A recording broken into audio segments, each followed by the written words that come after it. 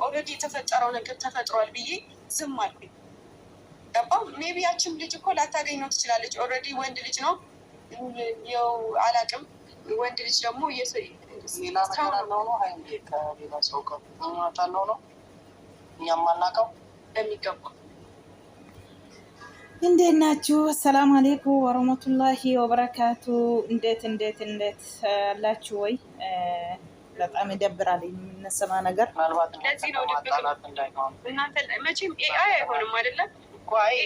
እናንተ ታውቂያለሽ ብዙ ጠላት አለ ዙሪያችሁ ላይ እና እናንተን ለማለያየት የእናንተ ሰላም የማይፈልግ ብዙ ሰው አለ። ምናልባት ደግሞ ሌላ ነገር እንዳይሆን ብዬ ነበረ።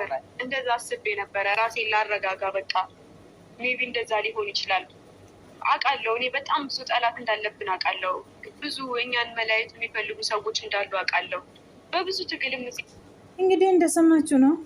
ሀይሚ ምን ያለች ነው? አራ ብሩኬ ሌላ ሴት ጋር ግንኙነት አለ ያለች ነው።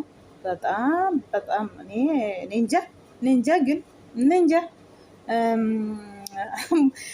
በጣም ወላሂ ፍጹም የራሱ ምን ያለ ነው? አራ ሀይሜ ብሩኬ እንደዚህ አይሰራም ሲላት ልጅቱ ጋር አንተና ልጅቱን አገናኛለሁ ያለች ነው። እውነት እንዴት እሷ አንድ ሰው እኮ መጥቶ እንደዚህ ያደርጉኛል ይላል። ሀይሚዬ ማስረጃ ከሌለ በአፍ አታመኒ፣ በአፍ ሴት ልጅ አትመን። ብሩኬና አንቺ አንድ ላይ መሆን አይፈልጉም ብዙ ሰዎች አሉ። ግን ምጠላቸው ትንሽ ናቸው። እናንተ ምጠላ ማለት ነው። የሚወዳቸው ደግሞ ማት ናቸው፣ ብዙ ናቸው። ሀይሜ እውነት እኔ አንዳንድ ጊዜ ወላሂ የገፋፉ ነው ውጪ ያሉ ያስገፋፉ ነው ያለች ነው። እንዳትገፋፉ ደግሞ ይሄ ባወጣ ምንም እሷ ካወጣች ወጣች አላወጣች ምን እናንተ ምንድን ነው ምን ታረጋላችሁ? ትርጉም የለም እናንተ በኩል። ይሄ ራሳችሁ ቁጭ ብሎ ካፈታችሁ እሰይ እንደዚህ ይሻላል። እንዳለች ከሆነ ልጅቱ ሴት እሷ ጋር ሄዳ እንደዚህ አደረገኝ ያለች ነው። ልጅ አለች ያለች ነው። እንግዲህ እንደ ድሮ አይደለም፣ ተለያየን። እኔ እንደፈለግኩ ካልሆነ ለሷ ምን ጠቀማለሁ? ከዮቶ ውስጥ ይውጣ እሱ ያለች ነው። ይደብራል፣ እውነት ይደብራል። ስንት እኔ እንጃ ወላሂ ሰው ማመን በዚህ ጊዜ እኔ እውነት ሰው አላመንም። እውነቴ ነው የምልህ፣ ያስጠላል። ዱጋ አማክማር ጌተኔ ጋ ሀይሚ እኮ ያለችው ፊንፊኔ ነው። ቡርኬ ያለ ቡታጅራ ነው። እንዳያችሁ ነው ዛሬ የመጣችው ፍጹሜ ጋ ነው፣ ወደ ፊንፊኔ ማለት ነው። ስለዚህ ቡሩኬ ደግሞ ቡታጀራ ነው አለ እዛ ትታ ነው የመጣችው። አኩማ እርግተኔ ጋማ ሃይሜኒ ቡሩኬን ዱበርቲ ገረ ብራ ወጅኒን አጅራ ከኒሸን ጀቹዳ ወይን ቡሩኬን ወጅራቴ ዋንዱራ ተው ማላ ወንቲ ኩን ዮ ዱጋቲቴ ዋንዱራቲ ተው ማላ ዋንዱራ ተቆሞ ከን ዱራ ደበርሰን ተቆ ዋንዱራቲ ታናን naman tokko yuun ilaashatu waan dura darbe jechuudha. Laayifii duraati yoo ta'e iddee walitti dabalamanii kana hojjeteera yoo ta'e illee dhugaadha. Garuu immoo otoo walitti hin dabalamiin dura yoo kana hojjeteerratti Haimee kuni waan duraati sin ilaashatu dhugaa dubbachuuf yaallafee nagar ነው ግን ninja wallahi kabar ነው. Kanaafiyyuu amma akkan isheen jettu gaa ፍጹሜ ወጅኒን ፊንፊኔ dhuftee jirti jechuudha. Buttaajira irraa kaatee Burukeen immoo achitti jira. Burukeen namii dheeraa Burukee kanarraa ani Burukeerraa kanan eegu wayin akka ani barbaadeen taanii fi kanaafuu addaan baanii jiraanna. Inni kanaan duraa miti, amma karuu nin ta'uu akka duraa miti. Hani barbaadu ani finni addaan baanee jiraachuu jireenya keenya jechaa jirti. Waa akka shena anaaf kuni maluu jetti. Waa dhugaatti ani amanuuf illee hin dandeenye. Burukeen kana go'a jedhees hin amanuu jedha. Futsumeen akkuma argitan jechuudha. Yoo na amanuu baatte intala wajjin wal si agarsiisa kan isheen jechaa jirtu jechuudha. Amma fakkeenyaaf dubartiin tokko ija jabaattee dhuftee waan baay'ee nama gootu argaa jirra. Jidduu namaa galtee tidaarii namaa jidduu unkaan jaalallee Haimee fi Burukeen jaalala keessa jiru miti. Warruma tidaarii qabatee tidaarii keessa jirtu abbaa ijoollee lama akka isheen gootu dubartoonni argaa jirra. Bitamtee dhuftee itti dhugaa rabbi. Kanaafuu amma intalli kun yoo dingata amma fakkeenya garuu dhuftee Haimeetiin Burukeen akka kanaan hojjeteera. Kun akkas na godheera. Akkas yoo jettu baay'ee tokko ulfaataadha. Gara viidiyootti fiduu jette sumayyuu Haimeen amma. Maaliif baada miidhamtuu taateen intalli sun eddee Burukeen kana hojjete maqaan Burukeeyyuu badee miidiyaatti ba'e intalli maaf miidiyaa baqattire. Dhugaan dhugaadha. Dhugaa rabbi dhugaan dhugaadha. Dhugaa ta'e jechuudha. Kanaaf immoo yeroo hunda kanaan namni quxuriima footoshooppii namaa fiduuf quxuriima waan hin taane namaa fiduuf eenyuun amanama waan guddaan waan tokko keessa wal amanu dhugaa rabbii wallaahi wal amanuu yoo atis amante innis si amane amanummaatiin deemtanii bareedaadha. Shakkii of keessa gashuu dhiistanii jechuudha. Intala kana akka isheen dhugaa waliin jirtu wayin si duraa ta'a wayin hin beekamu. Akkamiin amantee fudhachuu yoo dandeesse dhugaa rabbi. Yeroo hunda kana gurra bantee nama laatti Haimeen. Yeroo hunda kana dhugaa rabbi. Guyyaa tokkollee namni kun maaliif addaan nu baasuu fi laata jettee yaaddu dhugaa rabbi. Inni ammaa kun immoo akka duraayyuu miti. Amma qabana gadhiisaa azarraaf jechaa jirti. Dhugaa bakka akka waan ishee miidhee naaf hin ta'u naaf hin malu ani Burukee kanatti hin eegu Burukee kanatti hin abdadhu kanatti hin yaadu miidhamee jira kan isheen jechaa jirtu jechuudha. Futsumeen immoo namni baay'een cinqamee jira. Namni baay'een rakkatee jira wanta ta'eefi itti miitii gadi ifa godhii uummataaf illee kan inni jedhu jechuudha. Naatiin akkan kana baasuuf nuti hujjuu naaniin jedhiinaa. Hujjuu naaniin jedhiinaa kan isheen jechaa jirtu jechuudha.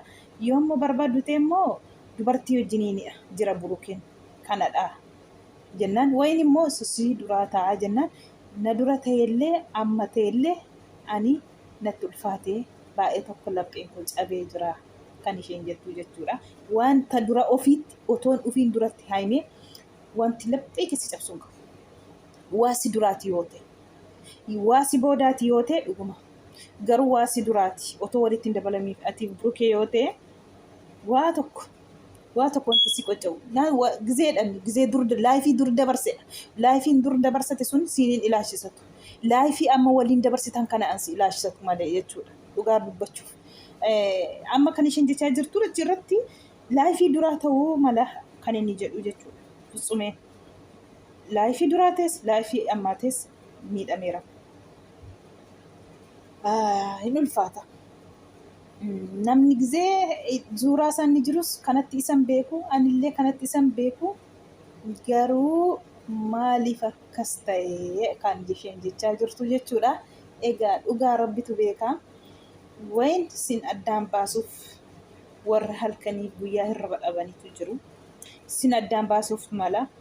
Wayin wanti kun immoo dhugaa ta'ee fi dhugaa ta'ee dubartittiin dhokattee kaameraa duubatti si taasoftu ammallee kaameraa duubatti iyyaachuu barbaaddu kuni as baatee dubbachuu dandeessi. Saayitii kana saayitii Oskaatiin haasa'anii miti wanta ta'eef jechuudha.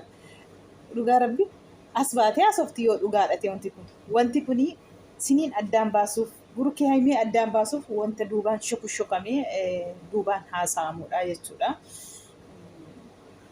Kana fudhattee lapheen si cabuu hin qabu haasaa sana fudhattee jechuudha. Waa viidiyoo sii fiddee yoo ta'e raagaa sana sii fiddee yoo ta'e qabatamaan yoo ta'e footooshooppiif dhugaanillee hin beekamaa jechuudha.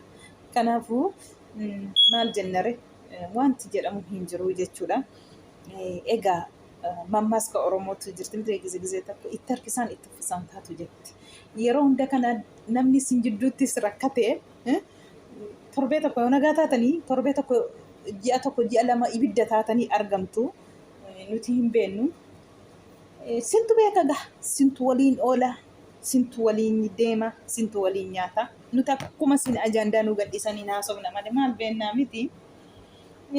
ራሳችሁ ጉዳይ ምን አገባኝ ምን አስጨነቀኝ እውነት kan sin jibbu nammeeqa kan sin jaallatu nammeeqa dhugaa rabbii wallaahi namni boo'icha kas jala kabajaatoo barbaadani viidiyootti dhufu viidiyoon barbaadu maaliin barbaadu otoo odeensii keessaniif warra sin hordofuuf otoo kabajaa qabaataniyyuu akkas miti jechuudha. Ilmi namaa hin balleessa namni hin balleessine hin jiru. Namni hin tasaassanne hin jiru nama tasaassata. Lubbuu namaayyuu baasee namni araaramee gumaa ofirraa kaffalee waliin jiraata. Dhugaa rabbii gumaa ofirraa kaffalee kanaafuu lubbuu namaan baasne yoo dogongoreerate immoo dhiifatama kan caalu hin jiru. Burkee yeroo hunda dhiifatama laphee dhiifatamaa namaaf godhaa jedha. Kanaafuu siifuu yoo burkeen dogongoree jiraates balleessee jiraate waan duriitii yoo ta'es waan ammaati yoo ta'es dhiifatama yeroo iddilii gizee tokkoof dhiifatama gootee akka lammaffaa immoo kanatti hin deemine gochuu dandeessa yoo dhugumaatii waa booruuf jireenya kooti jettee dhugaatti laphee kee keessaatii burkeetiin hin jaallattate jechuudha. Hujjuu namaatiin miti kan deemamu yeroo hunda hujjuu namaatiin ati akkas godhii namaatiin otoo hin ta'in sammuu keetiin ati jechi nama gorsaa ooltu sillamaa keessan sammuu keessanii deema malee hujjuu namaatiin miti. Hujjuu namaatiin miti. Wanti hunduu wanti ta'u jechuudha. Fakkeenyaaf warri sin jaallatan akkas ta'a isiniin jedhaniifis miti kun dhugaa dubbachuuf. Kanaafuu otoo dhiistanii atillee unataa fiddee intalallee fiddee fuulduratti viidiyoo dhiistee akkuma amma jette kan burkee akkasitti yoo itti fiddee dhugaa baaste yeroo sana fuuldura dhaabate waa siin jedhuun qabu burkee yoo wanti kun dhugaa ta'e intala wooma sitti haasoftu san burkeetti bilbiltee waamuu qabda turte. Achitti unetaa walii bartee atuun murtoo tokko fudhatta innis giraa keessan galu atis immoo hin cannaqamtu jechuudha. Amma dibbiqiin maal godha? Oskaatii baay'ee tokko nama gaddisiisa dhugaa dubbachuuf. Fitsumeen hinnayee jira akkuma argitanii gaa dhugumaa ani jechiin amanuu jechaa jira. Amma namni sin jaallatu hin jiru xalaata baa'ataa jira meeqa deebisee nam beekaa akka xalaanni jiru namni akka nuti tokko taanu kan barbaanne buzuudha baay'eedha. Kanaan duras akkasuma footoo meeqa naa fidanii haa ta'u jedheen irra darbee dhiise kan isheen jechaa jirtu jechuudha. Baay'ee tokko garaa nama nyaata dhugaa dubbachuu fi ani kana ta'a jedhee inni amanuu egaa naman amanii na jaalladha malee wanti jedhamti jirti mammaaka tokkotti mee dhugumaanii kanaafuu baay'ee tokko ulfaata nanna'e dhugaa rabbi ani nanna'e baay'ee tokko dhugaa እኛን መለያየት የሚፈልጉ ሰዎች እንዳሉ አውቃለሁ። በብዙ ትግልም እዚህ እንደደረስኩኝ አውቃለሁ። ሁሉንም ነገር ማለት ነው ባላንስ አድርጌ ለማየት ሞከርኩኝ፣ ግን ጭራሽ አይደለም ጭራሽ ማለት ነው ገባ እና ያለፈም ታሪክ ይሁን አሁን ላይ ያለም ነገር ይሁን እኔን ግን በሰዓቱ ጎድቶኛል፣ ልቤን ሰብሮታል። ግን እኔ እሺ ይሁን የተፈጠረው ተፈጥሯል ብዬ ምንም ነገር ሳልለው እሱንም ሳላስቀይም ምክንያቱም በጣም እኔ እና እሱ ብዙ ርቀት ሄደናል። ገባ ፋሚሊ እስከ መተዋወቅ አይተሃል። በአሁኑ የሄድን